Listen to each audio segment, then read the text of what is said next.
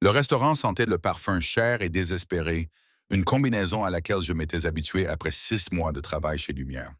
Mes doigts me faisaient mal alors que je portais 3 assiettes de magret de canard poêlé, la chaleur s'infiltrant à travers la serviette en tissu que j'avais enroulée autour de mon poignet. Les portes de la cuisine se refermèrent derrière moi avec leur grincement familier, libérant une bouffée d'ail et de thym dans l'atmosphère soigneusement cultivée de richesse et d'exclusivité de la salle à manger. J'étais invisible ici. C'était le but. Les femmes en robe de créateur ne me voyaient pas lorsque je remplissais leur verre de vin. Les hommes en costume sur mesure me regardaient sans me voir lorsque je débarrassais leurs assiettes. Je faisais partie du mobilier, du décor, de la machine qui faisait tourner leur monde sans heurts, tandis que je récoltais des pourboires qui couvraient à peine les frais médicaux de ma mère et mon studio délabré dans un quartier de la ville où les lampadaires clignotaient avant de s'éteindre. La table 7 a besoin d'eau, siffla Marcus alors que je passais devant le bar, son visage perpétuellement anxieux luisant de sueur. Et le couple à la table 12 fête son anniversaire. Le chef veut que tu leur apportes le dessert toi-même. J'acquiesçais, mes pieds hurlant de douleur dans des chaussures maintenues par de la superglue et de l'espoir. L'heure de pointe du dîner touchait à sa fin. Cette accalmie bénie entre 20h30 et 21h, où la cuisine pouvait respirer et où mon bas du dos pouvait enfin cesser de me faire souffrir. Je remplis la carafe d'eau à la station près de la cuisine, regardant la glace craquer et se stabiliser, de minuscules fractures se propageant à travers la clarté gelée. C'est là que je l'ai vu pour la première fois. Il était assis seul à la table 4, niché dans la banquette d'angle que nous réservons habituellement aux couples qui veulent de l'intimité. Mais il n'y avait personne en face de lui, juste une chaise vide et un menu fermé posé sur la nappe blanche. Tout en lui semblait soigneusement banal. Une simple chemise boutonnée, un jean foncé, aucune montre qui reflétait la lumière, aucune bague qui criait la richesse. Ses cheveux étaient foncés, légèrement trop longs, tombant sur son front, alors qu'il étudiait son téléphone avec une intensité qui rendait l'air autour de lui plus lourd. Mais c'est son immobilité qui a attiré mon attention. Dans un restaurant rempli de conversations animées et de rires, il existait dans une bulle de silence absolu. Il ne bougeait pas. Il ne cherchait pas le serveur du regard. Il était simplement assis là, comme un prédateur qui avait tout le temps du monde. Emma. La voix de Sophia interrompit mon observation. Ta section est en effervescence. Dépêche-toi. Je détournai le regard et me replongeai dans le rythme familier du service. Souris, hoche la tête, récite les plats du jour, recommander des accords vains que j'avais mémorisés, mais que je n'avais jamais les moyens de goûter. La soirée s'est déroulée dans un flou jusqu'à ce que je me retrouve à m'approcher de la table 4 avec un verre d'eau et la subtile appréhension qui accompagnait le service des clients assis seuls. Les personnes seules voulaient soit vous parler sans arrêt, soit vous en vouloir d'être témoin de leur solitude. Bonsoir, ai-je dit, ma voix de service client restant douce malgré ma fatigue. Puis-je vous proposer quelque chose à boire pour commencer? Il leva les yeux et le monde bascula. Ses yeux étaient sombres, pas bruns, mais d'une couleur plus profonde, comme du café laissé trop longtemps sur le feu jusqu'à ce qu'il devienne noir et amer. Ils retinrent les miens un instant de plus que nécessaire, et je sentis un frisson me parcourir l'échine. Ce n'était pas exactement de la peur, mais la reconnaissance de quelque chose de dangereux vêtu d'habits ordinaires. De l'eau, ça ira. Sa voix était grave, rugueuse comme du gravier, adoucie par des années passées dans le courant de la rivière. Pour l'instant, je versais l'eau d'une main ferme, même si mon pouce était accéléré. De près, je pouvais voir les détails qui ne correspondaient pas à son apparence décontractée. La façon dont sa chemise était repassée avec une précision militaire, le parfum subtil de quelque chose de cher et de boisé qui ne venait pas d'un grand magasin, les callosités sur ses mains qui témoignaient de la violence plutôt que d'un travail honnête. Vous avez besoin de quelques minutes supplémentaires pour consulter le menu ou j'attends quelqu'un. Il jeta un nouveau coup d'œil à son téléphone et quelque chose passa sur son visage. De l'agacement, du calcul. Un rendez-vous arrangé, en fait. Ce mot me surprit. Les hommes qui lui ressemblaient, qui avaient vu des choses qui auraient empêché des gens normaux de dormir, ne faisaient pas de rendez-vous arrangé. Ils n'en avaient pas besoin. Eh bien, j'espère qu'elle apprécie Lumière, dis-je, suivant le script. Le plat du chef ce soir est... Je suis sûr qu'elle sera plus intéressée par ce que je peux me permettre que par ce qui est bon. L'amertume dans son ton m'a fait hésiter. J'aurais dû m'éloigner, passer à mes autres tables, rester invisible. Mais quelque chose dans sa façon de le dire, comme s'il testait une théorie dont il connaissait déjà la réponse, m'a cloué sur place. Alors vous devriez peut-être commander la salade maison, me suis-je entendu dire. Établissez clairement vos faibles attentes dès le début. Son regard se posa à nouveau sur moi. Et pendant un instant, je crus avoir commis une terrible erreur. L'atmosphère entre nous devint pesante, chargée d'une tension qui me serra la gorge. Puis ses lèvres s'incurvèrent, pas tout à fait en un sourire, mais suffisamment pour me donner des papillons dans le ventre, sans rapport avec la faim. C'est ce sur quoi je compte. Avant que je puisse répondre, la porte d'entrée s'ouvrit dans un souffle d'air froid de novembre et un cliquetis de talons. La femme qui entra semblait tout droit sortie d'un magazine. Des cheveux blonds parfaitement ondulés, une robe rouge qui coûtait probablement plus cher que mon loyer mensuel, et une assurance qui venait du fait qu'elle n'avait jamais besoin de vérifier son compte en banque avant d'acheter un café. Elle balaya le restaurant d'un regard à peine dissimulé de dédain jusqu'à ce que ses yeux se posent sur la table 4. Je vis son visage passer de la confusion à la déception, puis à un dégoût à peine voilé en l'espace de 3 secondes. Vous devez être Vanessa, dit-il en se levant avec une grâce fluide qui semblait trop contrôlée, trop travaillée. Je m'appelle Adrien. Oh! Elle ne cacha pas son jugement sur ses vêtements ordinaires, son manque de signes extérieurs de richesse. Oui, bonjour, je redevenais invisible, comme je devais l'être. Mais en m'éloignant de la table, j'ai croisé une nouvelle fois le regard d'Adrienne. Il y avait maintenant quelque chose dans ses yeux. Un amusement sombre mêlé à une froide certitude, comme s'il regardait une pièce qu'il avait lui-même écrite, sachant exactement comment elle allait se terminer. Je vous laisse quelques minutes pour consulter le menu, ai-je dit, sans m'adresser à aucun d'eux en particulier. En m'éloignant, j'entendais la voix aiguë et tendue de Vanessa, qui forçait l'enthousiasme. Alors, Adrien, tu fais quoi dans la vie? Je n'ai pas entendu sa réponse, mais je pouvais l'imaginer. Quelque chose de vague et d'anodin, quelque chose destiné à décevoir. Les 20 minutes qui suivirent furent une véritable leçon sur la façon de voir les espoirs de quelqu'un s'évanouir en temps réel. Chaque fois que je m'approchais de la table pour remplir leur verre d'eau ou prendre leur commande, le visage de Vanessa devenait plus crispé, son sourire plus artificiel. Elle avait commandé les plats les plus chers du menu, les huîtres, la queue de homard, une bouteille de vin à 300 $.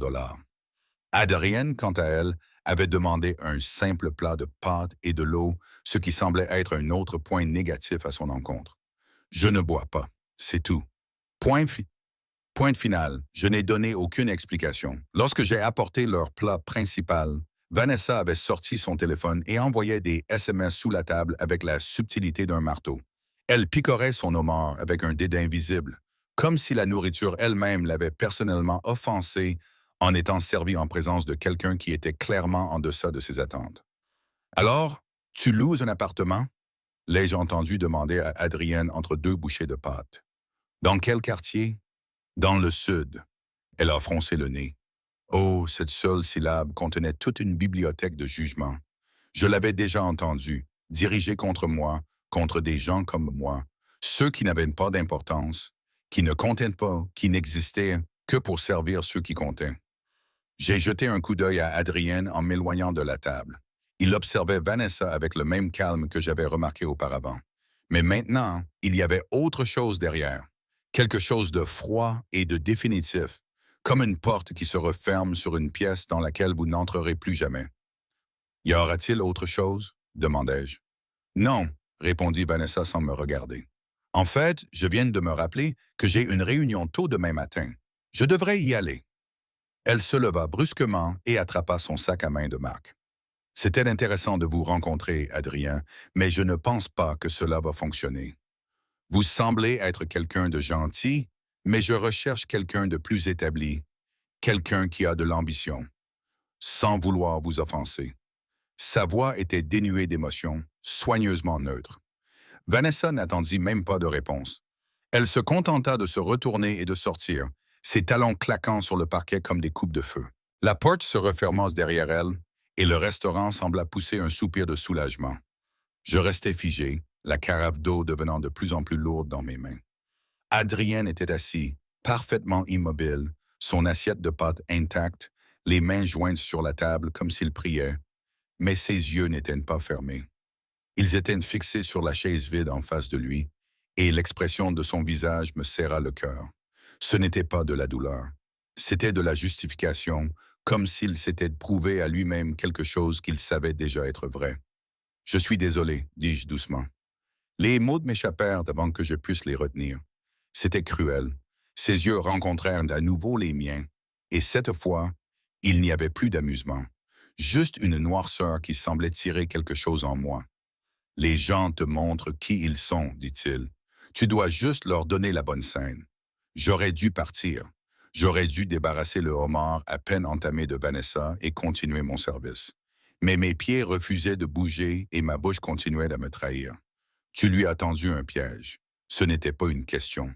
Je lui ai donné l'occasion d'être correcte. Elle a fait un autre choix. Il s'est adossé à la banquette et, pour la première fois, j'ai remarqué l'homme assis à 3 tables de là.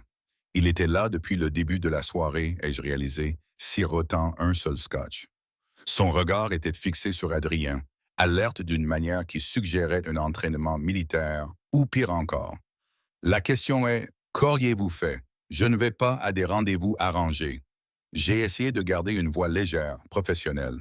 Je ne peux pas me permettre la déception ou l'addition du restaurant. Quelque chose a changé dans son expression. Ses yeux ont parcouru mon visage comme s'ils mémorisaient les détails.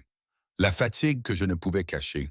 L'uniforme bon marché qui avait été lavé tant de fois que le noir avait viré au gris.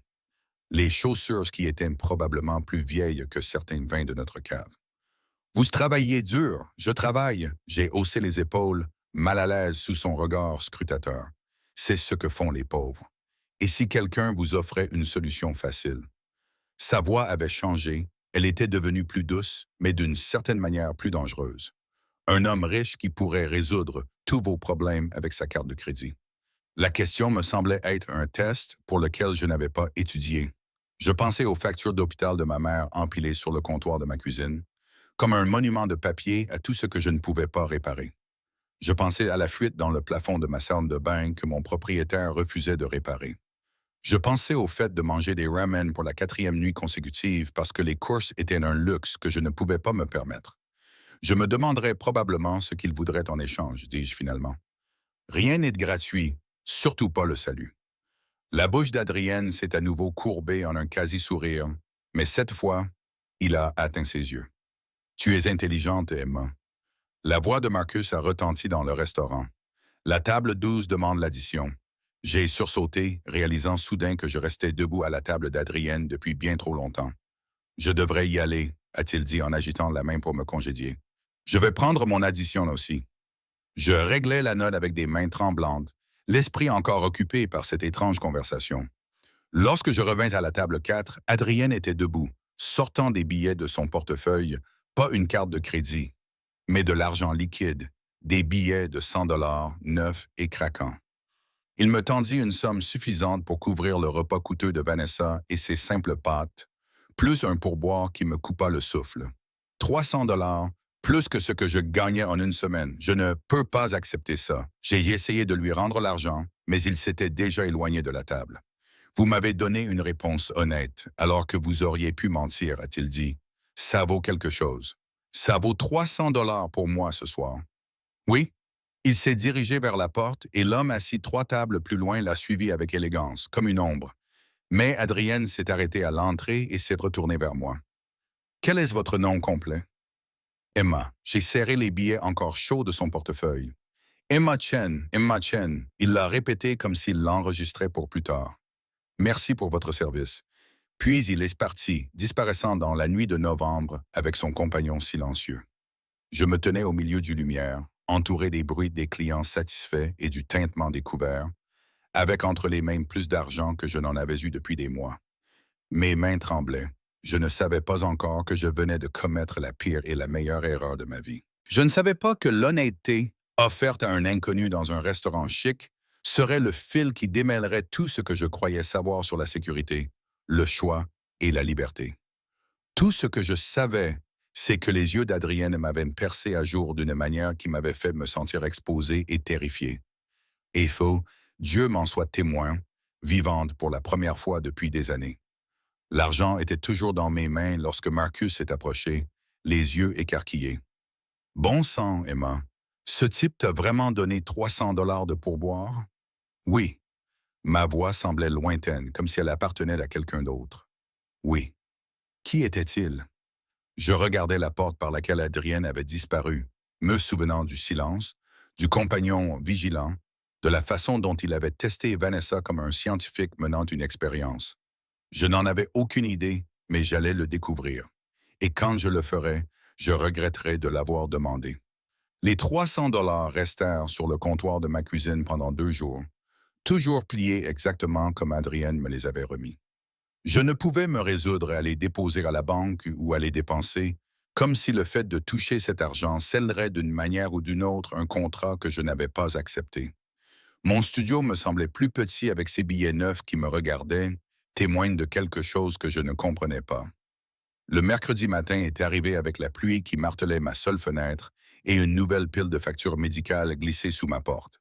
La dernière série de séances de kinésithérapie de ma mère. Le spécialiste dont elle avait besoin, mais que l'assurance refusait de prendre en charge, des chiffres qui me nouaient l'estomac et brouillaient ma vision. J'ai pris les 300 dollars. Le guichetier de la banque ne m'a posé aucune question lorsque j'ai déposé l'argent, mais je me sentais quand même comme une criminelle, comme si j'avais volé quelque chose de plus précieux que de l'argent. Peut-être ma propre intégrité, même si je ne pouvais pas expliquer pourquoi un pourboire honnête devait me donner l'impression d'être un vol. Ce soir-là, le travail était chaotique, comme d'habitude. Le mercredi, lumière était synonyme de dîners d'affaires et d'anniversaires, d'hommes qui traitaient leurs additions comme des concours de virilité et de femmes qui renvoyaient le vin parce qu'il n'était pas assez cher. Je me déplaçais dans ma section en pilote automatique, mon esprit vagabondant vers des yeux sombres et un calme dangereux. Emma, vous avez un client à la table 4. Je relevai brusquement la tête. Table 4, la banquette d'angle où Adrienne s'était assise il y a 3 nuits, orchestrant sa petite expérience sociale. Mais ce n'était pas Adrien qui était assis là maintenant. La femme était plus âgée, peut-être 50 ans, avec des cheveux gris acier coupés encore et sévères et un tailleur pantalon qui criait le pouvoir. Ses yeux me suivirent tandis que je m'approchais, perçant et évaluateur d'une manière qui me donna la chair de poule. Bonsoir, dis-je, suivant mon script. Puis-je vous proposer quelque chose à boire? Des informations. Sa voix était claire, professionnelle. Vous avez servi un homme nommé Adrien ici dimanche soir. Cheveux foncés, la trentaine, venu seul pour un rendez-vous arrangé. Tout mon instinct me poussait à mentir. Je sers beaucoup de monde. Ne me prenez pas pour une idiote et ne me faites pas perdre mon temps. Elle sortit son téléphone et me montra une photo. Adrienne me fixait depuis l'écran. Mais cette version portait un costume sur mesure et se tenait devant ce qui semblait être un immeuble d'entreprise. Adrien Voulov, vous lui avez parlé. Il vous a donné 300 dollars de pourboire. Je veux savoir exactement ce qui s'est dit. Volkov. Ce nom explosa dans mon cerveau comme une grenade. Même moi qui évitais les actualités et gardais la tête baissée, je connaissais ce nom. Volkov Industries, Import-Export, comme on l'appelait dans les journaux. Tout le monde l'appelait par son vrai nom. La famille criminelle la plus puissante de la côte Est, se faisant passer pour une entreprise légitime. J'avais la bouche sèche. Je ne sais pas de quoi vous parlez, Madame Chen. Elle se pencha en avant et j'aperçus le contour d'une arme sous sa veste. Je suis responsable de la sécurité de Monsieur Voulov. Il y a 3 jours, il est allé à un rendez-vous arrangé dans le cadre de ce qu'il a appelé une expérience sociale. Il est revenu au bureau dans une humeur inhabituellement bonne et a posé des questions à votre sujet. Vos antécédents professionnels, votre adresse, l'état de santé de votre mère. Le sol semblait se dérober sous mes pieds. C'est illégal. Oui, elle n'a même pas scellé. Mais mon travail n'est pas de respecter les lois. C'est de protéger M. Volkov contre les menaces, les imbroglios et les complications. Vous, Mademoiselle Chen, êtes devenus les trois à la fois. Je n'ai rien fait. Ma voix était plus faible que je ne l'aurais voulu. Il m'a posé une question. J'ai répondu honnêtement. C'est tout. Honnêteté. Elle a prononcé ce mot comme s'il s'agissait d'une langue étrangère. Savez-vous ce que fait M. Volkov dans la vie? Je peux le deviner. Alors vous comprenez que les gens honnêtes sont dangereux dans son monde. Ils sont imprévisibles. On ne peut ni les acheter, ni les contrôler, ni leur faire confiance pour agir dans leur propre intérêt. Son regard me transperçait. Il s'intéresse à vous. C'est un problème. Alors dites-lui que je ne suis pas intéressé. Je serrai mon bloc-notes jusqu'à ce que mes jointures blanchissent. Dites-lui de me laisser tranquille. J'ai essayé. Il n'écoute pas. Elle a sorti une carte de visite de sa veste et l'a glissée sur la table. Quand il vous contactera, et il appellera d'abord ce numéro. Je ferai ce que je peux pour minimiser les dégâts. Quels dégâts? Je suis serveuse. Je ne suis personne. C'est ce qui vous rend dangereuse. Elle s'est levée avec élégance, laissant 2 billets de 200 $ sur la table. Monsieur Bolov ne comprend pas les gens comme vous. Il va essayer, et les gens qui s'approchent de lui finissent souvent par être des dommages collatéraux. Considérez cela comme une courtoisie professionnelle. Éloignez-vous d'Adrien Volkov si vous tenez à la vie. Elle était partie avant que je puisse répondre, me laissant seul avec son avertissement et la sueur froide qui recouvrait ma peau. J'aurais dû démissionner ce soir-là. J'aurais dû quitter Lumière et disparaître dans les quartiers de la ville où les gens comme Adrien Volkov ne s'aventuraient pas. Mais j'avais besoin d'argent, j'avais besoin de l'assurance, j'avais besoin du rythme familier du travail pour m'empêcher de penser à ses yeux sombres et à ses questions dangereuses. Alors je suis resté. Vendredi soir, le restaurant était bondé. J'avais presque fini par me convaincre que la femme en tailleur-pantalon était paranoïaque, qu'Adrienne avait déjà oublié la pauvre serveuse qui lui avait donné une réponse honnête. Je portais un plateau de flûtes de champagne vers une fête d'anniversaire quand je l'ai vu. Cette fois, il était assis au bar, vêtu différemment, d'un costume gris anthracite qui coûtait probablement plus cher que ma voiture, si j'avais eu une voiture. Mais c'était la même immobilité, la même gravité qui pesait sur l'atmosphère autour de lui. Et il me regardait. Les flûtes de champagne cliquetaient sur mon plateau. J'ai servi les boissons avec des mains tremblantes, hyper consciente de son regard qui suivait chacun de mes mouvements. Quand je n'ai finalement plus eu d'autre choix que de m'approcher du bar pour prendre une commande de vin, il m'attendait. Emma Chen, pas une question, une affirmation, comme s'il avait répété mon nom. Monsieur Vulov, j'ai gardé une voix neutre, professionnelle. Je peux vous apporter quelque chose? Répondit-il. Il m'indiqua le tabouret vide à côté de lui. Asseyez-vous, je travaille. Marcus vous a donné une pause de 15 minutes. Son regard s'est posé sur le bureau du directeur. J'ai demandé. Bien sûr, il avait demandé. Les hommes comme Adrien Volkov ne demandaient pas les choses. Ils les arrangeaient. J'ai jeté un coup d'œil autour du restaurant à la recherche de la femme de sécurité, d'aide, d'une excuse pour m'enfuir. Mais Marcus me faisait signe de la tête depuis l'autre bout de la salle, me faisant signe de m'asseoir. Je me suis assise, le corps rigide, en gardant une distance de 15 centimètres entre nous. Vous avez fait des recherches sur moi, dis-je doucement. C'est effrayant. Je suis minutieux, dit-il en faisant signe au barman, qui versa immédiatement 2 verres d'eau sans qu'on le lui demande. Vous avez des questions. Je vais y répondre. Je ne veux pas de réponse. Je veux que vous me laissiez tranquille. Menteuse. Le mot était doux mais catégorique. Vous êtes terrifiée, mais vous êtes aussi curieuse. Tu t'es demandé pourquoi j'avais organisé ce dîner avec Vanessa. Pourquoi je t'avais donné autant de pourboire. Pourquoi je suis ici maintenant. Il avait raison, et je le détestais pour ça. Très bien. Pourquoi? Parce que tu as réussi un test dont tu ne savais même pas que tu le passais. Il but une gorgée d'eau, ses mouvements contrôlés et précis. Sais-tu combien de personnes je peux croire dans ma vie, Emma? Le nombre réel, je me fiche de ta vie. 4. Il continua comme si je n'avais rien dit. 4 personnes parmi des milliers d'employés, d'associés et de contacts. 4 personnes qui ne me vendraient pas pour le bon prix ou ne me trahiraient pas quand cela leur arrange. J'ai passé les 15 dernières années à bâtir un empire en partant du principe que tout le monde est corruptible. Puis tu es arrivé et tu as prouvé quoi? Que les pauvres ont une morale. Félicitations pour avoir découvert la décence humaine élémentaire. Sa bouche se tordit. Tu es en colère. Ta chef de la sécurité m'a menacé sur mon lieu de travail. Elle a dit qu'être à tes côtés causait des dommages collatéraux. Alors oui, je suis en colère. Le juron m'a échappé. Ce n'était pas très professionnel, mais je m'en fichais. Je ne veux pas faire partie de l'expérience que tu mènes. Je veux travailler, payer mes factures et survivre. C'est tout. Et si je pouvais te faciliter la survie? Voilà. L'offre que je savais inévitable depuis le moment où il s'était assis. Le piège déguisé en salut. Je ne coucherai pas avec vous pour de l'argent. Je ne vous le demande pas.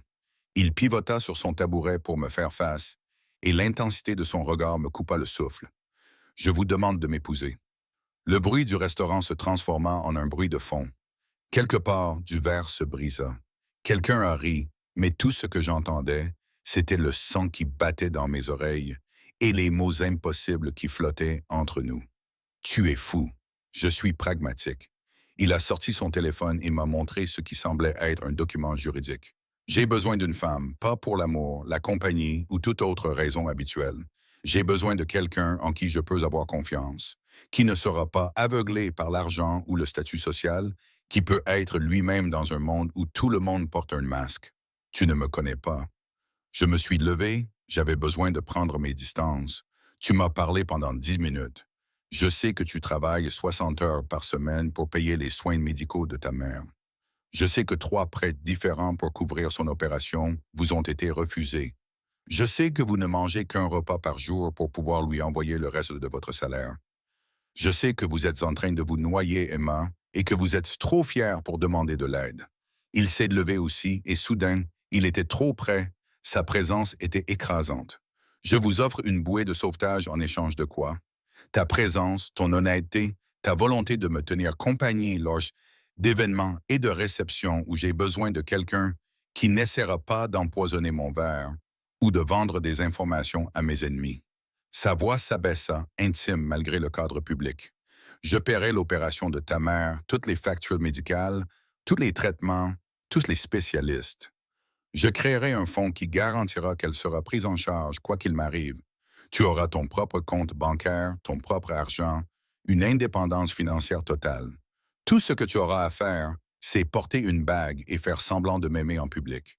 C'était trop, trop rapide, trop impossible. Et en privé, tu vivras ta vie. Je vivrai la mienne. Nous coexisterons dans le même espace sans obligation ni attente.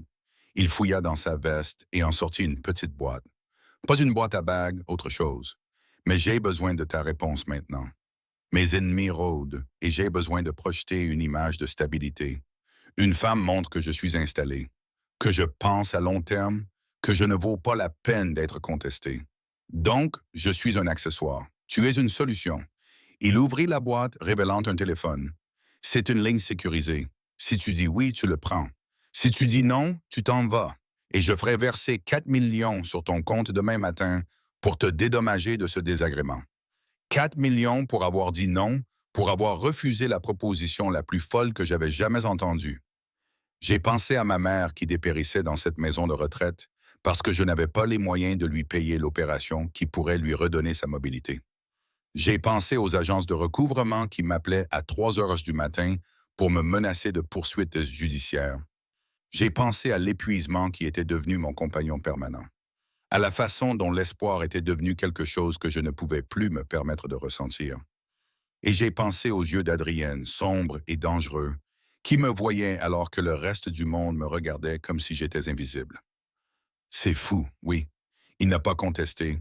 Tu pourrais avoir n'importe qui, des mannequins, des actrices, des femmes qui savent vraiment comment naviguer dans ton monde. Je ne fais confiance à personne. Il l'a dit simplement, comme si c'était la chose la plus évidente au monde, à part apparemment une serveuse qui m'a dit de la vérité alors qu'elle aurait pu mentir. Ma main a bougé avant que mon cerveau n'approuve la décision. J'ai pris le téléphone dans la boîte, sentant son poids, plus lourd qu'il ne devrait l'être, comme s'il était fait de conséquences plutôt que de métal et de verre. J'ai besoin de garanties, de contrats, de preuves que tu feras ce que tu promets. Mes avocats auront tout prêt d'ici demain. Quelque chose a traversé son visage. Du soulagement peut-être, ou de la satisfaction. Nous nous marierons d'ici la fin de la semaine. Bon sang, j'ai ri haut et fort, légèrement hystérique. Ça arrive vraiment, Emma. Il m'a attrapé le poignet. Pas brutalement, mais suffisamment fermement pour que je ne puisse pas me dégager. Sa peau était chaude. Sa prise était contrôlée. Tu dois comprendre ce à quoi tu t'engages. Mon monde est violent. J'ai des ennemis qui te feraient du mal pour me faire du mal. J'ai des alliés qui me trahiraient pour le bon prix. Être ma femme, même seulement de nom, fera de toi une cible. La femme de sécurité te l'a déjà expliqué. Bien. Alors tu sais dans quoi tu t'embarques. Il a lâché mon poignet, mais n'a pas reculé. Encore une chose, le mariage restera secret pour l'instant. Pour tous ceux qui ne font pas partie de mon cercle intime, tu restes Emma Chen, serveuse. Jusqu'au mariage. Nous gardons cela secret. Pourquoi? Parce que je dois contrôler le récit.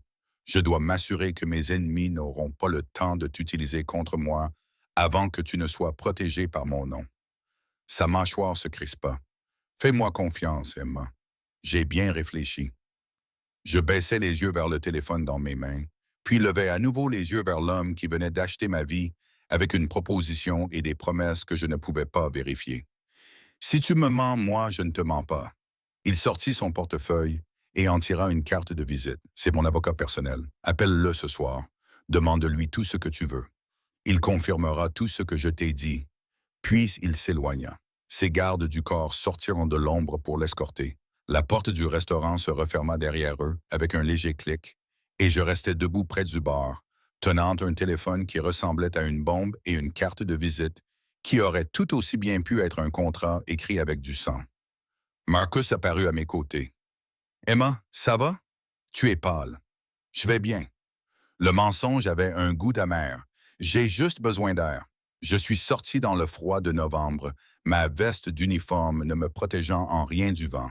Le téléphone dans ma poche a vibré, un SMS s'affichant à l'écran.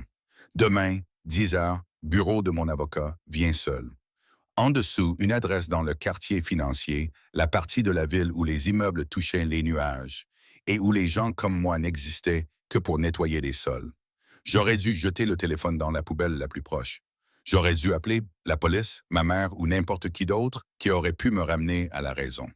Au lieu de cela, j'ai enregistré le numéro et je suis retourné à l'intérieur pour terminer mon service.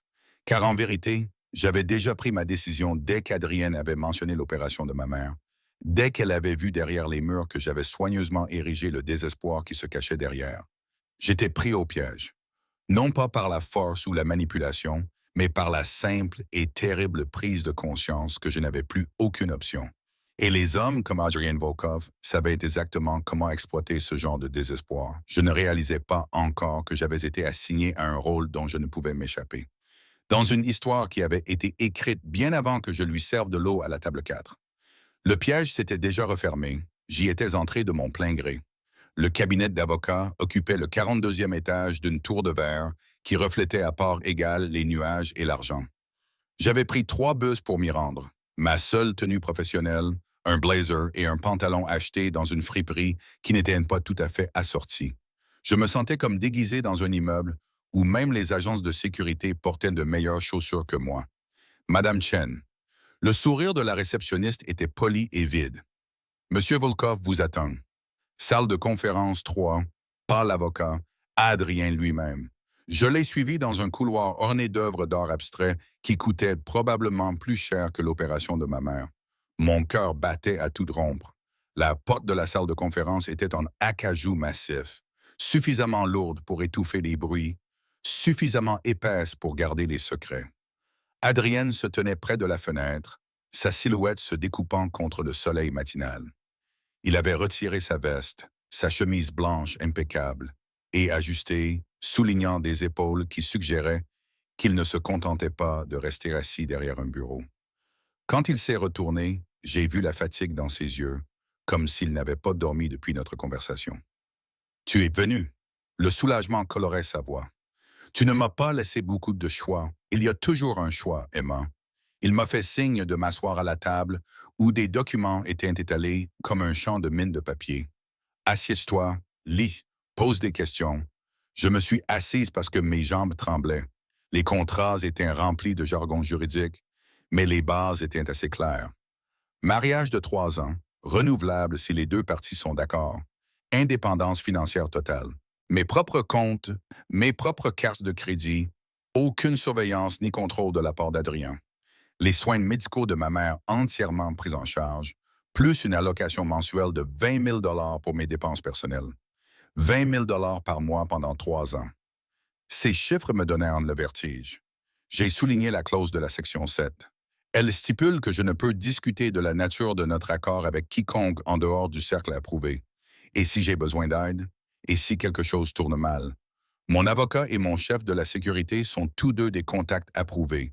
Ils t'aideront à gérer tout ce dont tu as besoin. Adrien s'est assis en face de moi. Ses mouvements étaient incontrôlés. Mais tu as raison de te poser la question. La confidentialité est là pour te protéger autant que pour me protéger. Si le bruit court que notre mariage est transactionnel, mes ennemis vous considéreront comme une faiblesse à exploiter plutôt que comme une épouse légitime à respecter. Et les conditions de vie. Mon penthouse compte 6 chambres. Vous aurez votre propre suite, votre chambre, votre salle de bain, votre bureau, une intimité totale. Je voyage fréquemment pour affaires. Vous aurez donc souvent l'appartement pour vous toute seule. Je feuilletais d'autres pages, à la recherche du piège qui, je le savais, devait se cacher dans les petits caractères. Qu'en est-il des relations amoureuses en dehors du mariage? Son expression s'est durcie de manière presque imperceptible. En public, vous êtes ma femme. Cela signifie que la discrétion est de mise. Je ne limiterai pas votre vie privée, mais toute relation doit rester absolument confidentielle. Pas d'affichage public, pas de réseaux sociaux, rien qui puisse embarrasser ou nuire au mariage. Et les mêmes règles s'appliquent à vous. Je ne fréquente personne. Il l'a dit d'un ton neutre, comme s'il s'agissait un fait concernant la météo. Je n'ai pas eu de relation depuis des années. Cet arrangement ne change rien à cela. C'était là, le bord de quelque chose de plus profond, une blessure qu'il gardait enfouie sous le calme et le contrôle. Je voulais lui demander pourquoi. Je voulais comprendre ce qui poussait un homme qui pouvait avoir n'importe qui à choisir de n'avoir personne. Mais ses yeux m'ont averti de ne pas m'aventurer sur ce terrain. Quand le mariage aurait-il lieu? Samedi. Une cérémonie privée. Juste des témoins. Ma famille le sera informée après. Il a sorti un autre document. C'est le contrat prénuptial. En cas de divorce, tu garderas tout ce que je t'ai donné, plus une indemnité de 5 millions de dollars. 5 millions? Ces mots ne me semblaient pas réels. Pourquoi autant? Parce que tu l'auras mérité. Survivre 3 ans dans mon monde vaut ça et plus encore. Il s'est penché en avant et j'ai senti le parfum de son eau de Cologne. Quelque chose de sombre et de cher. Je veux que tu comprennes, Emma. Ce n'est pas un fantasme de belle femme. Je ne vais pas tomber amoureux de toi. Tu ne vas pas me sauver, me guérir ou découvrir que je suis secrètement un homme bon. C'est une transaction commerciale qui nous profite à tous les deux. Sa franchise aurait dû me blesser. Au contraire, j'ai ressenti une honnêteté dont cette conversation avait désespérément besoin. Que se passe-t-il si je refuse maintenant? Tu pars. Je transfère le quart de million sur ton compte comme promis. Tu retournes à lumière, à ta vie. Et je trouve une autre solution. Sa mâchoire se crispa. Mais ta mère ne subira pas l'opération. Les agents de recouvrement continueront d'appeler. Et dans 6 mois, tu seras exactement au même point qu'aujourd'hui. En train de te noyer lentement, trop fier pour demander de l'aide. Tu es un oui. Pas de discussion, pas d'excuses, mais je suis honnête et je t'offre une issue. Je baissais les yeux vers les contrats, vers la promesse de sécurité écrite en jargon juridique et la signature nette et contrôlée d'Adrienne. Le visage de ma mère me revint à l'esprit. La façon dont elle souriait avant l'accident, avant que les factures médicales et la douleur chronique ne lui volent son avenir. Je dois d'abord la voir. Ma mère doit m'expliquer quelque chose. Une voiture vous y conduira cet après-midi. J'ai déjà contacté le directeur de l'établissement. Votre mère va être transférée au centre médical Sainte-Catherine pour être examinée par leur équipe neurologique de pointe. Ces mots m'ont frappé comme un coup physique. Vous ne pouvez pas simplement « je peux et je l'ai fait ». Que vous signez ces contrats ou non, elle recevra les soins dont elle a besoin. Considérez cela comme un geste de bonne foi. Il se tenait debout, enfilant sa veste avec maladresse. La voiture viendra vous chercher à 13 heures. Emportez les contrats avec vous. Relisez-les. Prenez votre décision. C'est de la manipulation. C'est moi qui prouve que je tiens mes promesses. Il s'est dirigé vers la porte, s'arrêtant la main sur la poignée.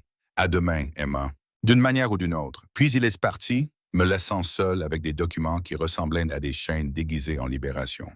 Le centre médical Sainte-Catherine sentait l'antiseptique et l'argent neuf. La nouvelle chambre de ma mère avait des fenêtres qui s'ouvraient, des meubles qui ne ressemblaient pas à ceux d'une prison et des équipements qui semblaient avoir été fabriqués au cours de ce siècle. Elle dormait quand je suis arrivé, le visage paisible comme je ne l'avais pas vu depuis des mois. L'infirmière qui vérifiait ses signes vitaux leva les yeux en souriant.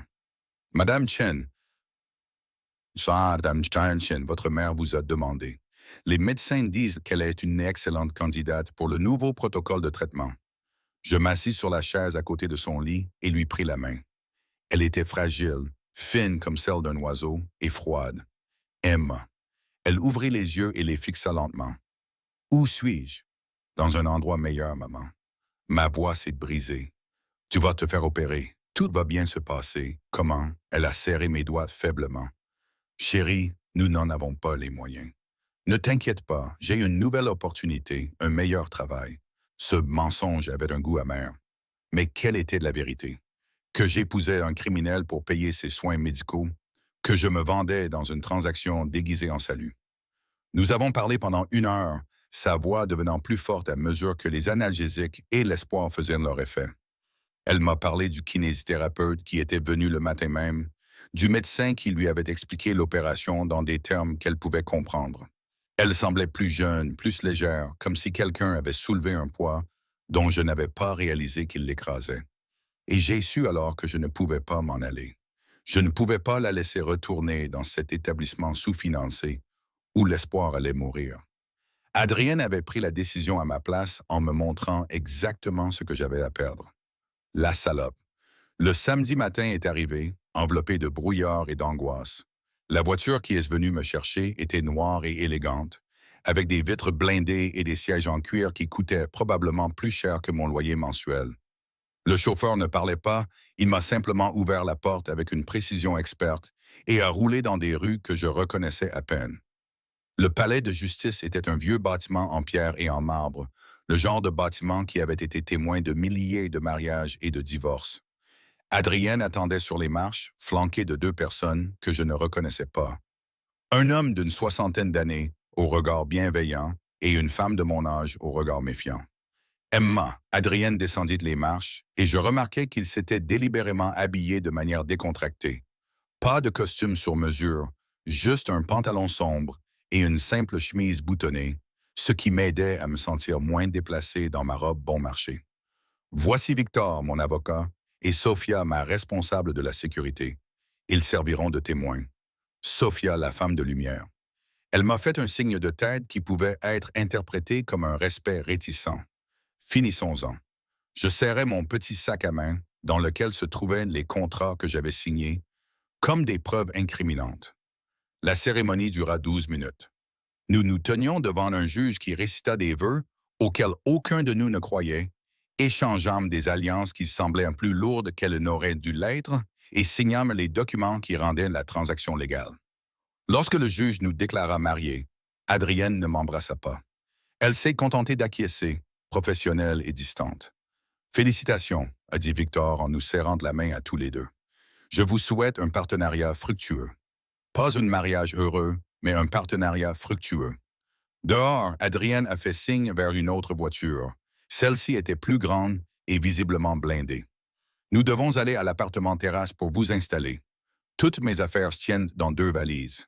Une ombre passa sur son visage. Alors cela ne prendra pas longtemps. Le penthouse occupait le dernier étage d'un immeuble du quartier financier. Le genre d'adresse qui apparaît dans les magazines consacrés à la vie des milliardaires. L'ascenseur nécessitait une carte clé et un scan rétinien. Les portes s'ouvraient directement sur un hall plus grand que tout mon appartement. Votre suite se trouve au bout de ce couloir. Adrienne me guida à travers des pièces qui ressemblaient davantage à un musée qu'à une maison. Tout était minimaliste et coûteux. Du cuir vert, de l'acier, du verre qui reflétait mon visage terrifié. J'ai fait venir quelques éléments de base, mais vous pouvez redécorer comme vous le souhaitez. Ma suite comprenait 3 pièces d'un luxe absurde. La chambre avait un lit de la taille de mon ancien appartement, des fenêtres donnant sur la ville et un placard déjà rempli de vêtements à ma taille. Je ne les ai pas achetés, a rapidement précisé Adrienne, remarquant mon expression. C'est Sophia qui les a achetés. Elle a dit que tu aurais besoin de tenues appropriées pour tes apparitions publiques. Si tu ne les aimais pas, ce n'est pas grave. J'ai touché un chemisier en soie, appréciant sa qualité. Tout cela est tellement bouleversant. Je sais. Il s'est appuyé contre le cadre de la porte, gardant ses distances. Profite de cette journée pour t'installer. Demain, Sophia commencera la formation à la sécurité. La formation à la sécurité? Comment repérer les menaces? Comment se déplacer en toute sécurité dans la foule? Que faire si quelqu'un essaye de vous attraper? Sa voix devint froide. Être ma femme fait de vous une cible, Emma. Je veux que vous soyez préparée. La réalité m'est tombée dessus comme un seau d'eau froide. Ce n'était pas un conte de fées. C'était une formation à la survie pour une guerre dans laquelle je ne savais pas que je m'étais engagé. Adrien. Je me suis tourné vers lui. Pourquoi moi? Vraiment? Tu aurais pu trouver quelqu'un qui avait déjà été formé, qui faisait déjà partie de ton monde. Pourquoi faire appel à une serveuse qui ne sait rien? Il est resté silencieux pendant un long moment, ses yeux scrutant mon visage comme s'il essayait de lire quelque chose écrit à l'encre invisible. Parce que tout le monde dans mon monde veut quelque chose de moi. Le pouvoir, l'argent, les relations, la protection. Il s'est éloigné du cadre de la porte et s'est approché. Tu voulais juste survivre. C'est ça qui fait de la différence. C'est pour ça que je te fais confiance. Tu ne me connais pas assez pour me faire confiance. Non. Il sourit, et ce sourire était assez tranchant pour blesser, mais je vais vous le faire. Puis il m'a laissé seul dans ma cage dorée, entouré d'un luxe que je n'avais pas mérité, et portant une bague qui ressemblait à un boulet déguisé en bijoux. Je me suis approché de la fenêtre, regardant la ville s'étendre en contrebas comme un circuit imprimé de lumières et de vie. Quelque part là-bas se trouvait le restaurant où j'avais servi de l'eau et des rêves d'évasion. Quelque part là-bas se trouvait la file que j'étais il y a 4 jours, avant qu'Adrien Vulov ne me regarde et ne voie quelque chose qui valait la peine d'être acheté. Je touchais la bague à mon doigt.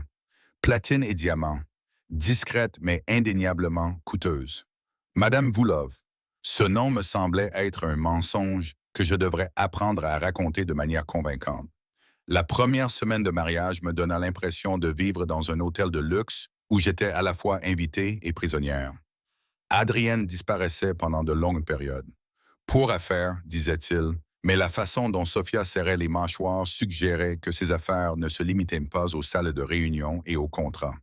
Je passais mes journées à apprendre à exister dans son monde, à mémoriser la disposition du penthouse, à essayer de ne rien casser qui coûte plus cher que ma vie. Sophia arrivait tous les matins à 8 heures pile, armée de leçons que je ne voulais pas apprendre. Quelqu'un vous attrape le bras dans la foule, disait-elle, en me faisant une démonstration d'une brutalité efficace. Vous vous tordez comme ça. Abaissez votre poids et courez. Ne vous battez pas. Ne joue pas les héros. Contente-toi de survivre et de rejoindre la sécurité. Nous nous entraînions dans la salle de sport de l'appartement terrasse, une autre pièce de verre et d'acier qui surplombait la ville comme une salle du trône. Elle m'a appris à repérer les caméras de surveillance, à identifier les sorties, à reconnaître les signes subtils indiquant que quelque chose n'allait pas.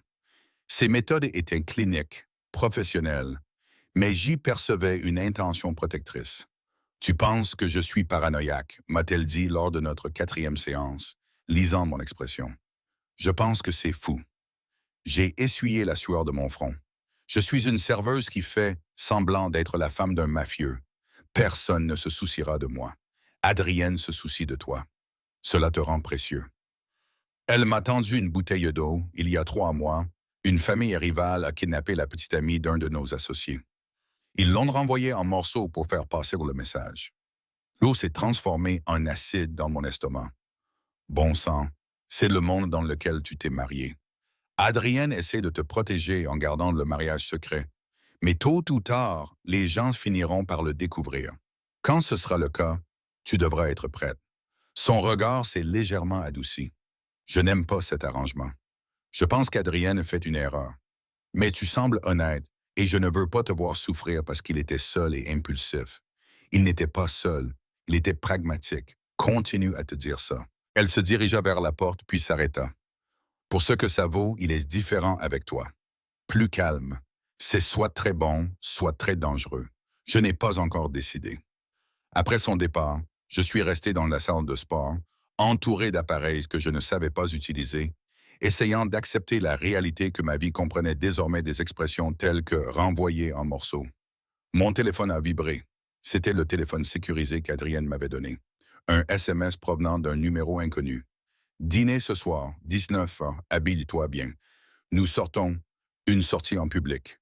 Comme pour les débuts de Madame Volkov, même si personne ne savait qui j'étais, j'ai passé 2 heures à me torturer l'esprit au sujet des vêtements que Sophia m'avait fournis. J'ai finalement opté pour une simple robe noire qui ne semblait pas trop en faire. La femme qui me regardait dans le miroir était une inconnue, raffinée et élégante, arborant une confiance en soi qui semblait l'emprunter. Adrienne est arrivée à 18h50, vêtue d'un costume qui coûtait probablement plus cher qu'une voiture. Mais c'est la façon dont il m'a regardé qui m'a coupé le souffle. Un long regard évaluateur qui a parcouru mon visage jusqu'à mes chaussures, puis est revenu. Tu as l'air terrifié. Je suis terrifié. J'ai attrapé mon sac à main, un accessoire de créateur dont Sophia avait insisté sur la nécessité. Où allons-nous? Au restaurant italien Valentino's, dans le quartier de Little Italy.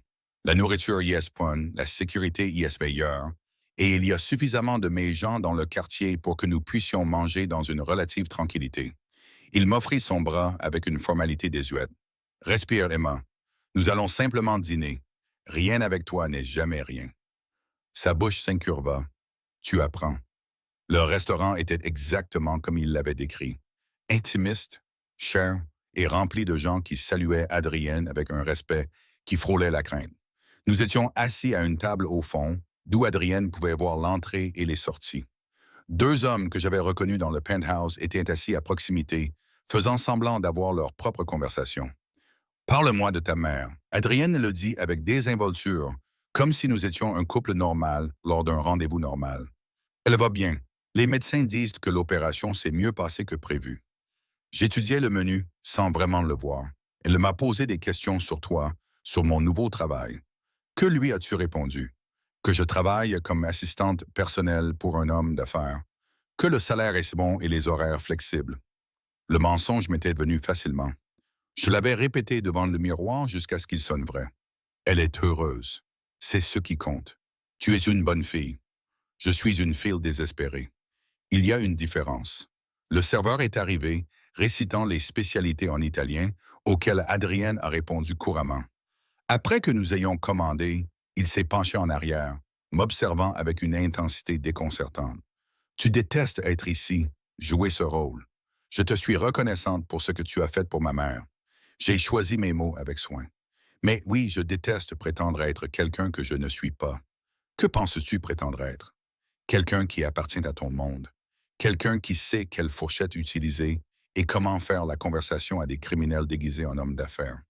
J'ai bu une gorgée d'eau. Je suis serveuse, Adrien. Il y a un mois, je mangeais des ramen et je me demandais si j'aurais assez d'argent pour payer le bus. Et maintenant, tu as 20 000 $ déposés sur ton compte chaque mois. Alors, où est-ce le problème?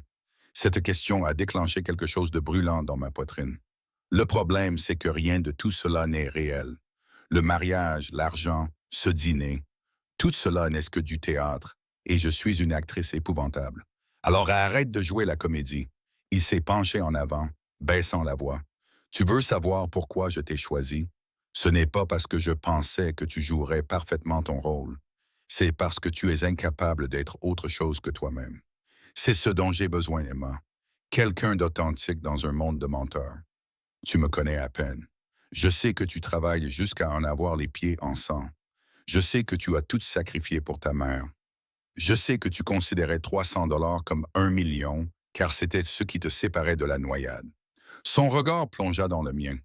Je sais que tu es honnête même quand il serait plus facile de mentir. Ça me suffit. Les plats sont arrivés, interrompant ce que j'aurais pu dire. Nous avons mangé dans un silence intense, les pâtes se transformant en chure dans ma bouche. Autour de nous, le restaurant bourdonnait de conversations et du cliquetis des couverts. Des gens normaux passant une soirée normale.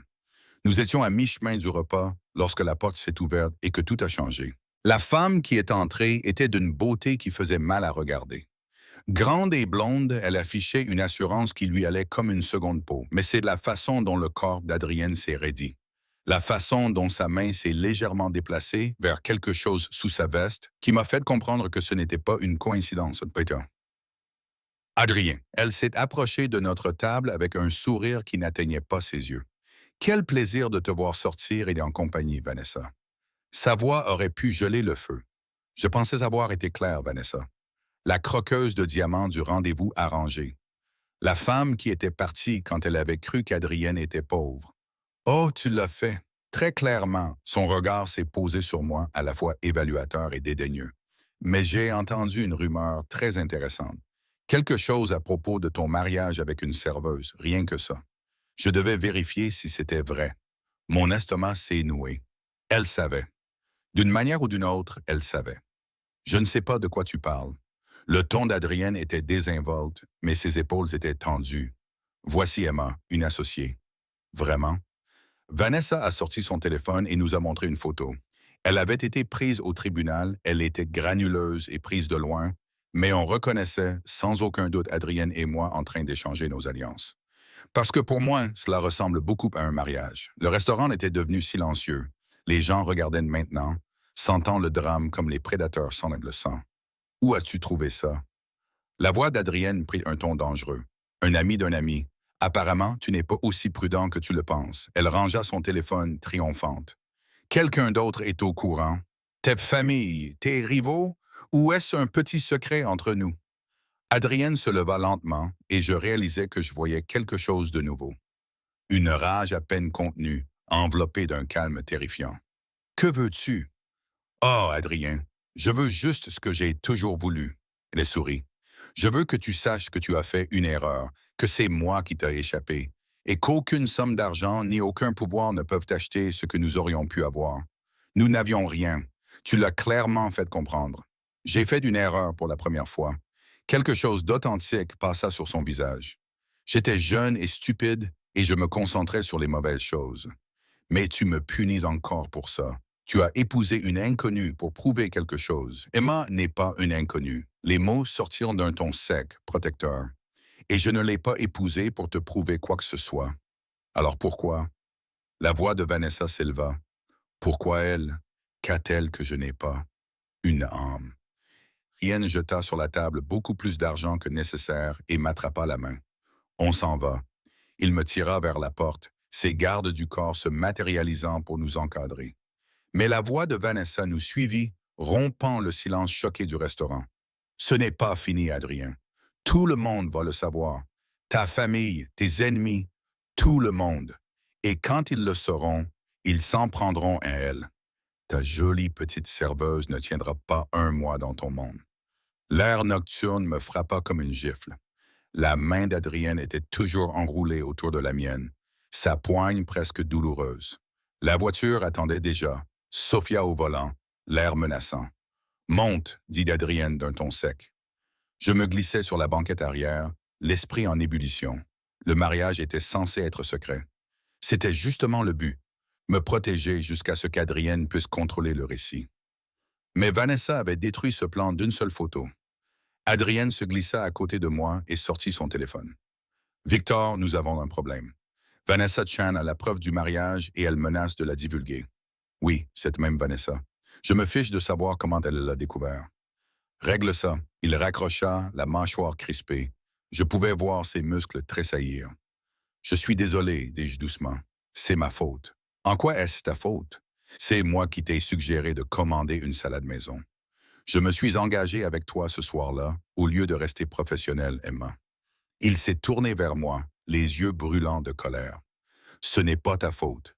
Vanessa est ta mère et vindicative, et elle essaie de me faire du mal en te dénonçant. C'est elle, pas toi. Mais elle a raison. Ta famille n'est pas au courant. Tes ennemis ne sont pas au courant. Quand ils le découvriront, nous ferons l'annonce nous-mêmes selon nos conditions, pas les siennes. Il a pris une inspiration, visiblement, pour se calmer. Demain, nous dînons avec ma famille. Tu vas rencontrer mon père, mon oncle et mon cousin, et tu seras présenté comme ma femme. La terreur m'a serré la gorge. Adrien, je ne suis pas prête, moi non plus. Il a tendu la main et m'a pris le visage avec une douceur surprenante. Mais que tu sois prête ou non, le secret est dévoilé. Maintenant, nous devons faire face aux conséquences. Son pouce effleura ma joue, et je réalisais que je tremblais. Pas exactement de peur, mais face à la réalité écrasante que ma vie venait d'être jetée sur la place publique. Et s'il me déteste? Ils te détesteront. Il le dit d'un ton neutre. Mon père pensera que tu es une croqueuse de diamants. Mon oncle pensera que tu es une espionne. Mon cousin va probablement essayer de te soudoyer pour que tu partes. Mais tu vas garder la tête haute et te rappeler que tu es ma femme. Cela te donne un pouvoir qu'ils doivent respecter. Je ne me sens pas puissante. Je me sens comme une cible. Tant mieux.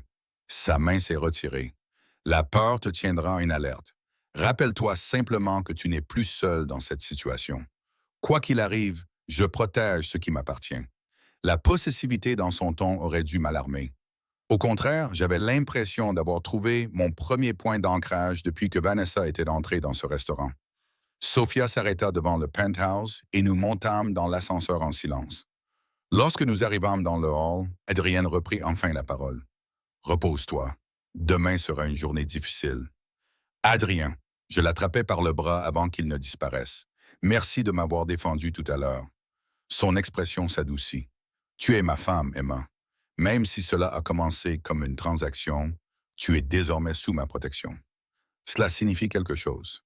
Il m'a laissé dans le hall d'entrée, ma main encore engourdie là où il l'avait tenue, mon esprit tournant à toute vitesse à l'idée que quelque part entre la signature des contrats et le dîner, les frontières avaient commencé à s'estomper. Cela devait être une affaire, mais la façon dont Adrienne avait regardé Vanessa avec une fureur froide et une rage protectrice suggérait que l'affaire était devenue dangereusement personnelle. Le domaine de la famille Volkov se trouvait à 40 minutes de la ville, caché derrière des portes qui auraient pu arrêter un char d'assaut et entouré de bois qui dissimulaient probablement plus de sécurité que les gardes de Fort Knox. Sophia conduisait dans un silence tendu, me jetant de temps en temps un coup d'œil dans le rétroviseur, comme si elle calculait mes chances de survie. « Ne montre pas ta peur », m'a-t-elle dit, alors que nous approchions du manoir. Le père d'Adrienne respecte la force. Son oncle respecte la ruse. Son cousin ne respecte rien, alors ignore tout ce qu'il dit. Ça ne m'aide pas du tout. Bienvenue dans la famille. Elle s'arrêta devant l'entrée où Adrienne attendait sur les marches. Il était habillé pour le combat. Un costume qui criait l'autorité, les cheveux lissés en arrière. Tout en lui respirait le seigneur du crime plutôt que l'homme qui avait prétendu être pauvre lors d'un rendez-vous arrangé. Il m'ouvrit la porte lui-même et me tendit la main. « Souviens-toi de ce dont nous avons discuté. Tu es ma femme. Ta place est ici. Ne t'excuse pas. Ne donne pas d'explications. Ne montre pas de faiblesse. J'ai peur. Je sais. » Il m'a serré la main une fois, rapidement et de manière rassurante. « Mais tu as survécu à la pauvreté et aux créanciers dans mon monde pendant une semaine. Tu peux survivre à un dîner avec ma famille. » L'intérieur du manoir était tout en bois sombre et en œuvres d'art coûteuses.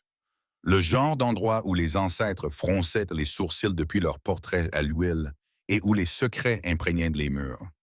Des voix s'élevaient de la salle à manger, du russe mêlé à de l'anglais, des rires qui ressemblaient plus à des menaces qu'à de la joie. La main d'Adrienne se posa sur le bas de mon dos, possessive et protectrice. Prêt, j'acquiesçais, mentant effrontément. La salle à manger se tut lorsque nous entrâmes. 3 hommes étaient assis à une table pouvant accueillir 20 personnes, leurs yeux nous suivant avec une attention prédatrice. Le plus âgé, le père d'Adrienne, supposais-je, ressemblait à une version vieillie de son fils, tout en angle vif et en calcul froid. L'oncle était plus doux, plus rond, mais ses yeux étaient les plus dangereux de la pièce. Le cousin était jeune, peut-être 25 ans, avec un visage de beau garçon qui dissimulait sa cruauté. Père, oncle May, Alexa. La voix d'Adrienne était formelle, distante. Je vous présente Emma, ma femme. Le silence s'étira comme du caramel, collant et suffocant. Puis le père d'Adrienne éclata de rire. Un rire dur et amer. Ta femme! Tu as épousé une serveuse sans en parler à ta famille. J'ai épousé quelqu'un en qui j'ai confiance. C'est plus que ce que peuvent dire la plupart des hommes dans notre milieu. Adrienne tira une chaise pour moi. Ce geste était à la fois chevaleresque et une déclaration claire de possession. « Emma, voici mon père Victor, mon oncle Michael et mon cousin Alexis. Enchanté. » Les mots sortirent plus assurés que je ne me sentais. Les yeux de Victor me disséquaient comme si j'étais sous un microscope. Sympa. Elle trouve ça sympa. Il se tourna vers Adrien. « As-tu perdu la tête? Tu sais de quoi ça a l'air? » L'héritier de l'Empire Volkov épousant une fille des rues. Elle n'est pas issue de la rue. Elle a cumulé 3 emplois pour subvenir aux besoins de sa mère handicapée, où elle a plus d'intégrité que la moitié des femmes de notre cercle. Adrienne s'assied à côté de moi, son corps incliné de manière protectrice. Le mariage est conclu, légal et contraignant.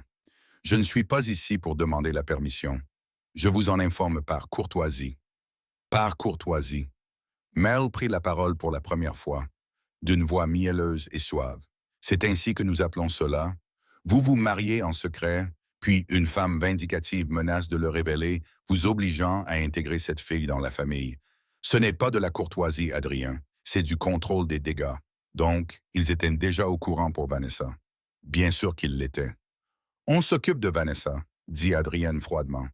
Que voulez-vous dire exactement par « on s'occupe » Alex se pencha en arrière sur sa chaise, un sourire narquois aux lèvres. On la fait disparaître, on la paye, ou on la laisse raconter tout ce qu'elle veut à qui veut bien l'écouter. Elle sera convaincue que le silence est dans son intérêt. Le ton d'Adrienne suggérait exactement comment cette conviction serait obtenue. Je me sentais mal. C'était le monde dans lequel je m'étais marié, où les problèmes étaient résolus par des menaces et de la violence, où une ex-petite amie jalouse pouvait tout simplement disparaître pour en savoir trop. Et elle, alors?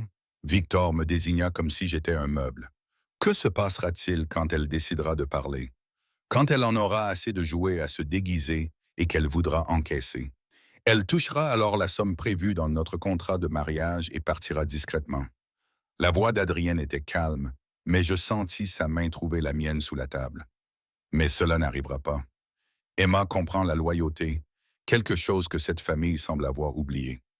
La pique fit mouche, le visage de Victor s'assombrit et les yeux de Merle se plissèrent. « Attention, mon neveu, dit Merle doucement.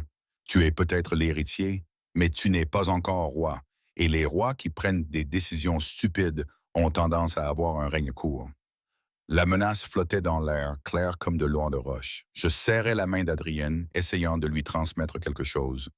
De la prudence peut-être, ou de la solidarité. Ses doigts se resserrèrent autour des miens. Est-ce une menace contre ma femme? C'est un constat. L'homme fit signe à un serviteur qui commença à apporter la nourriture. Mais puisque le mariage est conclu, autant manger. Emma, parle-nous de toi. Qu'est-ce qui te rend digne du nom de Volkov? C'était un piège déguisé en conversation polie. Tous les regards à table étaient braqués sur moi, attendant que je me trahisse. Je ne sais pas si je suis digne, répondis-je prudemment. Mais je suis loyal. Je tiens mes promesses et je comprends que la famille prend soin des siens. Adrienne a aidé ma mère quand personne d'autre ne le faisait. Ce genre de loyauté mérite une loyauté en retour, comme c'est touchant. Le sourire narquois d'Alex s'élargit. Elle pense qu'il s'agit de loyauté. Adrien, lui as-tu dit ce qui est arrivé à la dernière personne qui a trahi notre famille, Alexei? L'avertissement dans la voix d'Adrienne aurait pu couper du verre. Quoi? Elle devrait le savoir. Marco était le lieutenant le plus fidèle de l'oncle Merle. 20 ans de service, puis nous avons découvert qu'il détournait de l'argent. Pensant qu'il était assez malin pour s'en tirer, Alexis se pencha en avant, les yeux rivés sur moi. Ils ont retrouvé des morceaux de son corps éparpillés dans 3 états. Il a fallu 6 mois à sa famille pour l'enterrer. Mon estomac se noua. La main d'Adrienne écrasait désormais la mienne, mais je me forçais à soutenir le regard d'Alexis. Alors c'est une bonne chose que je ne sois pas assez stupide pour trahir les personnes qui m'ont aidé. Victor rit à nouveau, mais cette fois, son rire semblait presque approbateur. Elle a du crâne. Je lui accorde ça. Il leva son verre à la nouvelle épouse d'Adrienne.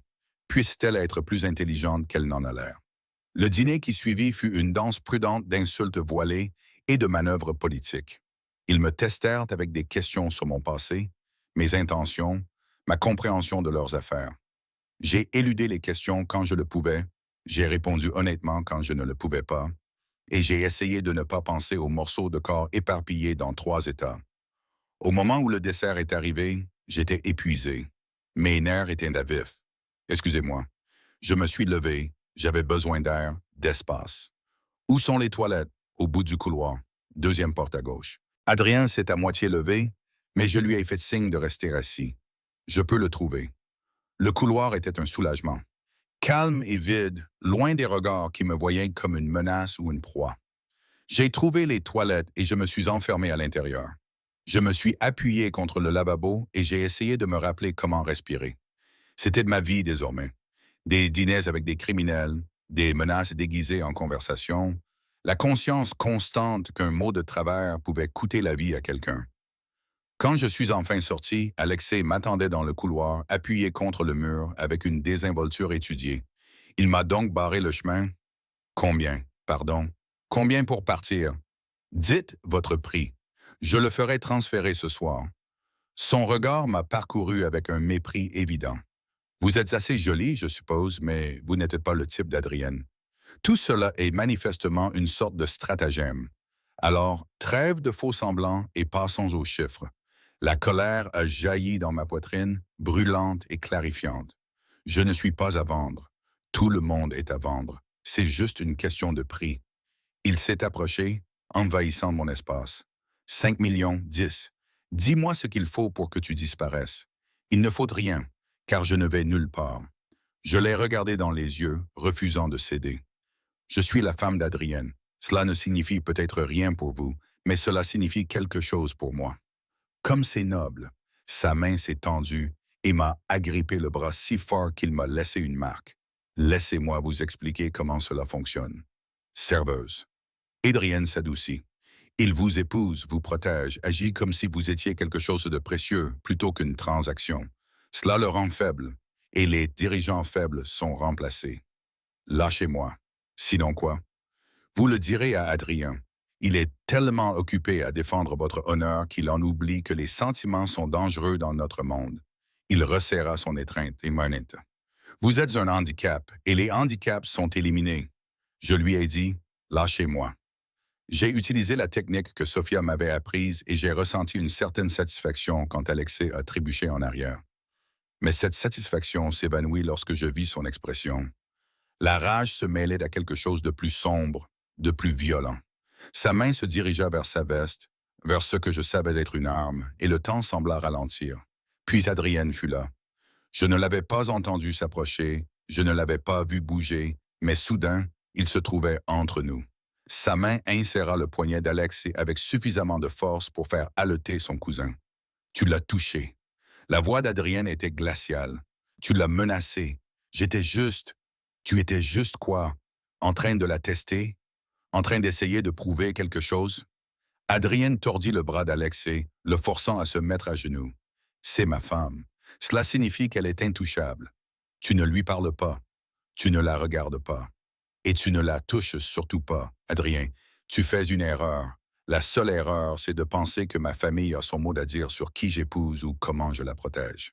Il relâcha Alexei d'un coup de coude qui l'envoya valdinguer. Sors d'ici.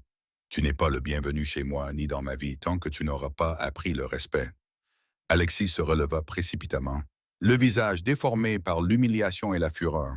Il me jeta un regard plein de promesses, comme pour me dire que ce n'était pas fini, puis disparut dans le couloir. Adrien se tourna vers moi, ses mains douces en serrant mon visage. « Tu es blessé? » »« Non, juste effrayé. » Je tremblais. L'adrénaline et le choc faisaient trembler mes mots. Il a dit que tu t'adoucissais, que je te rendais faible. Il a tort. Les pouces d'Adrienne ont effleuré mes joues. Tu ne me rends pas faible. Tu me rappelles pourquoi tout cela est important. Je ne comprends pas.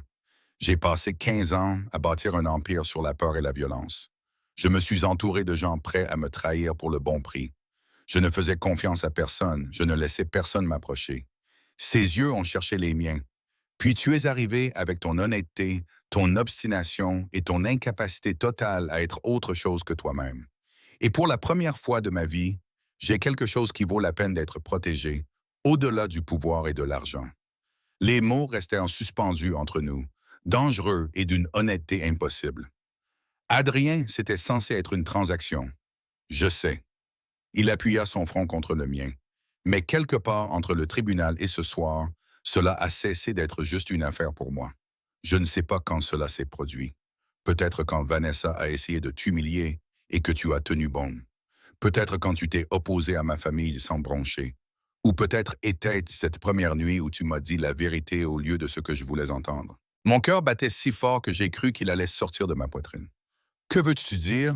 Je dis que ce mariage a peut-être commencé par convenance, mais je serais damné si je le laissais en rester là.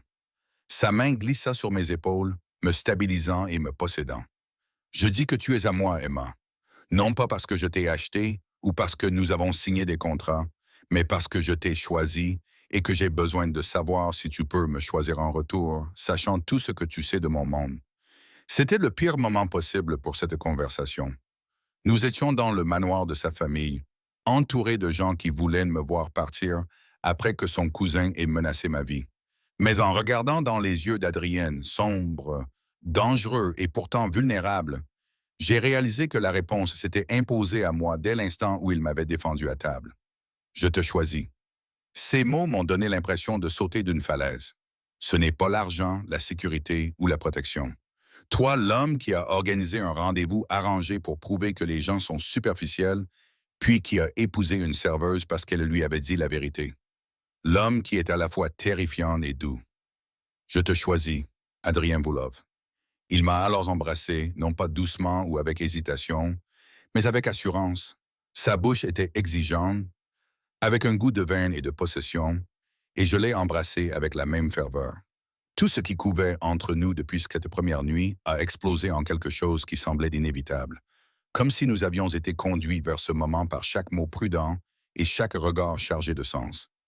Lorsque nous nous sommes enfin séparés, tous deux haletants, ses yeux brillaient. Nous partons maintenant.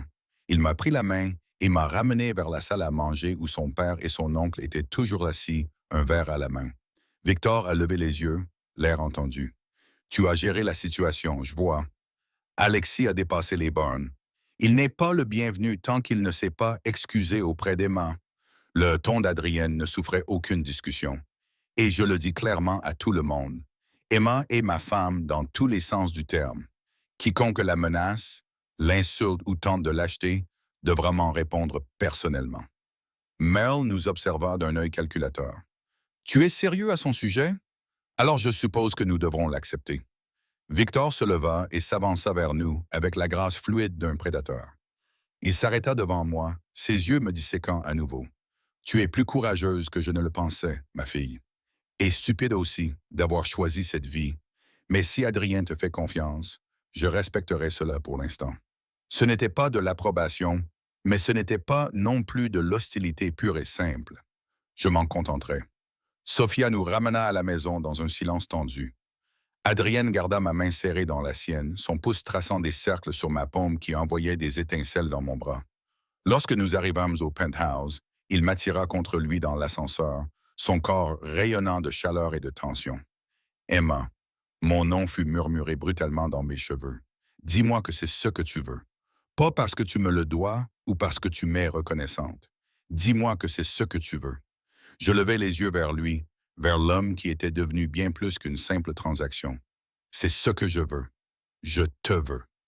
Les portes de l'ascenseur s'ouvrirent directement sur le penthouse et il me souleva, mes jambes s'enroulant autour de sa taille tandis qu'il me portait vers sa chambre. Pas la suite d'invités que j'utilisais, mais son espace privé. La porte se referma derrière nous avec un clic décisif.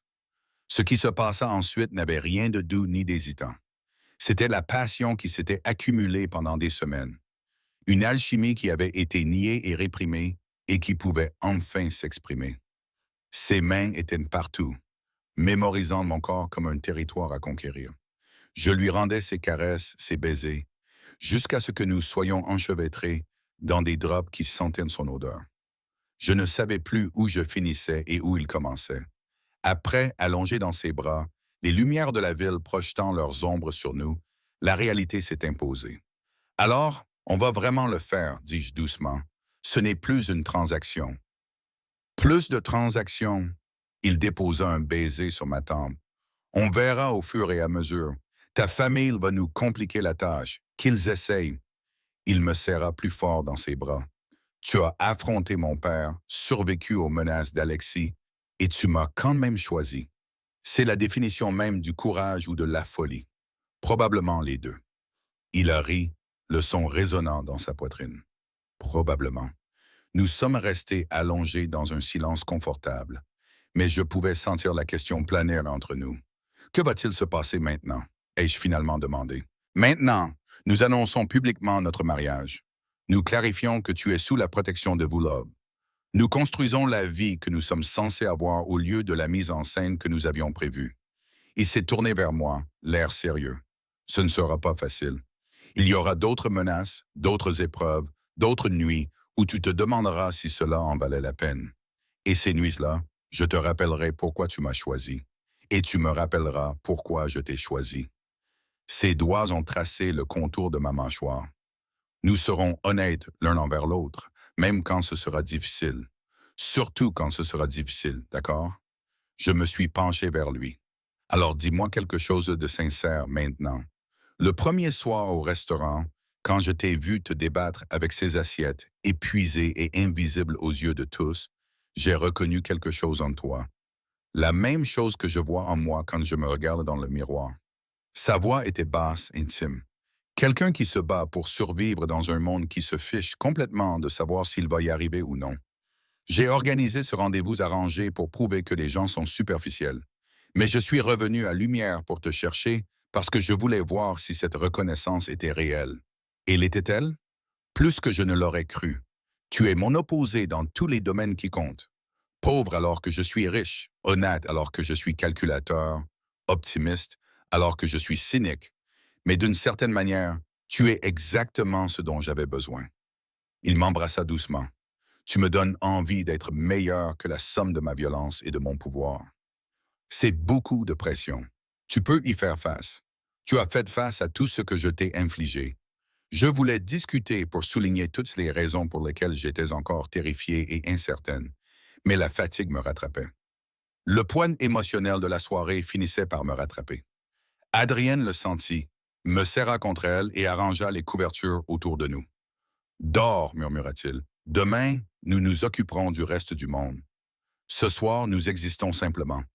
Je me suis endormi dans ses bras, me sentant plus en sécurité que je n'avais le droit de me sentir dans les bras d'un homme qui pouvait ordonner la mort de quelqu'un d'un simple coup de téléphone. Mais la sécurité, j'apprenais, ne consistait pas à être à l'abri du danger. Il s'agissait d'avoir quelqu'un prêt à s'interposer entre vous et le chaos. Adrien Volkov était cette personne pour moi. Et d'une manière ou d'une autre, malgré la folie, les menaces et les circonstances impossibles, j'étais devenu cette personne pour lui. Le mariage qui avait commencé comme une transaction s'était transformé en quelque chose qu'aucun de nous n'avait prévu, quelque chose de réel, de compliqué et de dangereusement plein d'espoir. 3 mois plus tard, debout à côté d'Adrienne lors d'un gala de charité, tandis que les photographes nous immortalisaient ensemble, j'ai aperçu mon reflet dans un miroir. Madame Emma Voulov me regardait fixement. Je n'étais plus invisible, je ne me noyais plus, je n'étais plus seul. La main d'Adrienne a trouvé la mienne. Nos alliances reflétaient de la lumière. Des regrets, a-t-il murmuré. J'ai levé les yeux vers l'homme qui avait changé ma vie en me proposant un choix impossible.